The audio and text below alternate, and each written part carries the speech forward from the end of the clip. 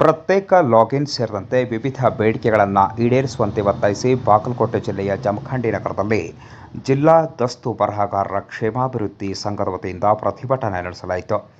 December 12ರ ಮಧ್ಯಾಹ್ನ 12 ಗಂಟೆ ಸಂದರ್ಭ ಜಿಲ್ಲೆಯ ಜಮಖಂಡಿ ನಗರದ ತಾಲೂಕಾ ಆಡಳಿತ ಭವನದ ಮುಂಭಾಗದಲ್ಲಿ ನೋಂದಣಿ ಮತ್ತು ಮುದ್ರಾಂಕ ಇಲಾಖೆ ದಸ್ತಾವೇಜು ಬರಹಗಾರರಿಗೆ ಡೀಡ್ ರೈಟರ್ಸ್ ಎಂಬ ಪ್ರತ್ಯೇಕ ಲಾಗಿನ್ ನೀಡಬೇಕು ಎಂದು ಆಗ್ರಹಿಸಿ ಜಿಲ್ಲಾ ದಸ್ತು ಬರಹಗಾರರ ಕ್ಷೇಮಾಭಿವೃದ್ಧಿ ಸಂಘ ಇವರ ವತಿಯಿಂದ ಪ್ರತಿಭಟನೆ ನಡೆಸಲಾಯಿತು. ಸದಸ್ಯರು ಅನಿರ್ದಿಷ್ಟಾವಧಿ ಮುಷ್ಕರವನ್ನು ಆರಂಭಿಸಿದ್ದಾಗಿ ಈ ಸಂದರ್ಭದಲ್ಲಿ ಮಾಹಿತಿ ನೀಡಿದರು. ತಾಲೂಕಾ ಆಡಳಿತ ಸೌಧದ ಮುಂಭಾಗದಲ್ಲಿ ಧರಣಿ ನಡೆಸಿದ ಪ್ರತಿಭಟನಾಕಾರರು ಬೇಡಿಕೆಗಳು ಈಡೇರುವವರೆಗೆ ಹೋರಾಟವನ್ನು ಮುಂದುವರಿಸುವುದಾಗಿ ಎಚ್ಚರಿಕೆ ನೀಡಿದರು. ಇದೇ ಸಂದರ್ಭದಲ್ಲಿ ಸಂಘದ ಅಧ್ಯಕ್ಷ ಬಸವರಾಜ್ ತೆಲ್ಸಂಗ ಹಾಗೂ ಉಪಾಧ್ಯಕ್ಷ ಮೋಹನ್ ರಾಜ್ ಸಬ್ರಾದ್ ಅವರು ಮಾತನಾಡಿದರು. ರಾಜ್ಯ ಸರ್ಕಾರ ಕಾವೇರಿ 1 ಮತ್ತು ಕಾವೇರಿ 2 ತಂತ್ರಾಂಶ ಜಾರಿಗೊಳಿಸಿದೆ.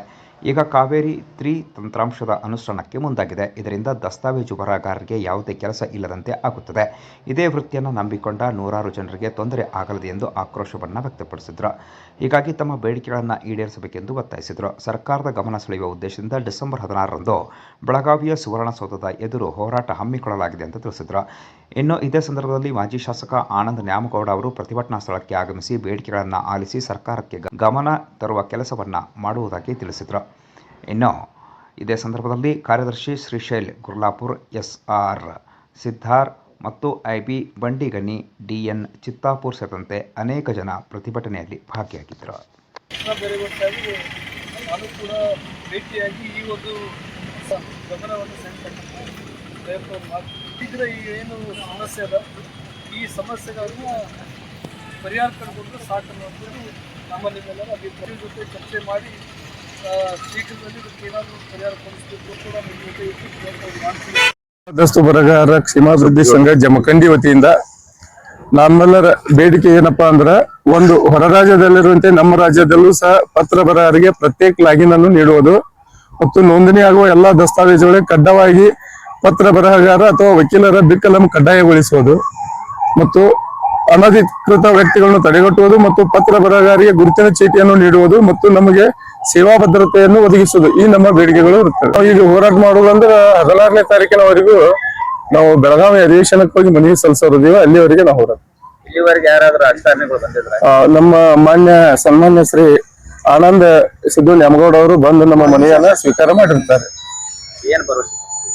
ಭರವಸೆ ಸಾಧ್ಯವಾದಷ್ಟು ನಿಮ್ಗೆ ಅನುಕೂಲ ಆಗುವಂತ ವ್ಯವಸ್ಥೆಯನ್ನು ಸರ್ಕಾರಕ್ಕೆ ನಾವು ಮುಟ್ಟಿಸ್ತೀವಿ ಅಂತ ತಿಳಿಸಿದೆ.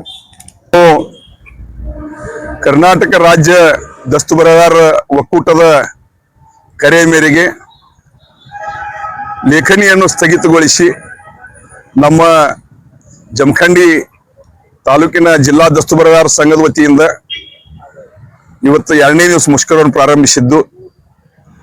ಮುಷ್ಕರ ಪ್ರಾರಂಭ ಮಾಡ್ಬೇಕಂದ್ರ ಉದ್ದೇಶ ಏನಪ್ಪಾ ಅಂತಂದ್ರ,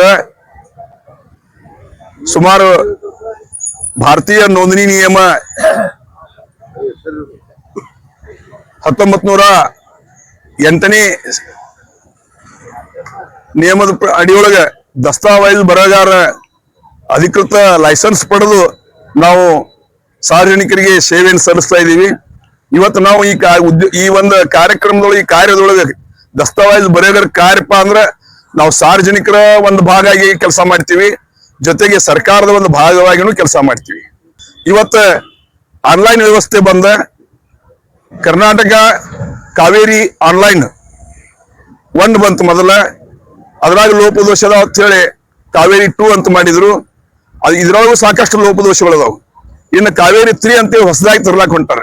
ಈ ಕಾವೇರಿ 2 ಬಂದಾಗ ನಮ್ದೇನ್ ಹೋರಾಟ ಇತ್ತು, ನಮ್ದೇನ್ ಬೇಡಿಕೆ ಇತ್ತು ಅಂದ್ರ, ನಮಗೊಂದು ಪ್ರತ್ಯೇಕ ಲಾಗಿನ್ ಕೊಡ್ರಿ, ಸಿಟಿಜನ್ ಲಾಗಿನ್ ಜೊತೆಗೆ ನಮ್ಗೆ ಪ್ರತ್ಯೇಕ ಲಾಗಿನ್ ಕೊಡ್ರಿ. ಯಾಕಂದ್ರೆ ಸಿಟಿಜನ್ ಲಾಗಿನ್ ಒಳಗ ಯಾರೋ ಕಾಗದ ಬರೀದು, ಯಾರೋ ಅಪ್ಲೋಡ್ ಮಾಡೋದ್ರಿಂದ ಕಾಗದ ಜವಾಬ್ದಾರಿ ಬಾಳ ಇರ್ತೈತಿ, ಡಾಕ್ಯುಮೆಂಟ್ ಮಾಡೋದು. ಅದಕ್ಕೆ ಯಾರೋ ಆಸ್ತಿ ಯಾರ್ಯಾರಿಗೆ ಹೋಗ್ತಾವ. ಈಗ ಅದನ್ನ ಬೇಡ, ನಮಗೊಂದು ಪ್ರತ್ಯೇಕ ಲಾಗಿನ್ ಕೊಡ್ರಿ ತೀಕ್ಷ ನಾವು ಬೇಡ್ತಾ ಇದ್ದೀವಿ. ಇಲ್ಲಿವರೆಗೆ ನಮ್ಗೆ ಕೊಟ್ಟಿಲ್ಲ.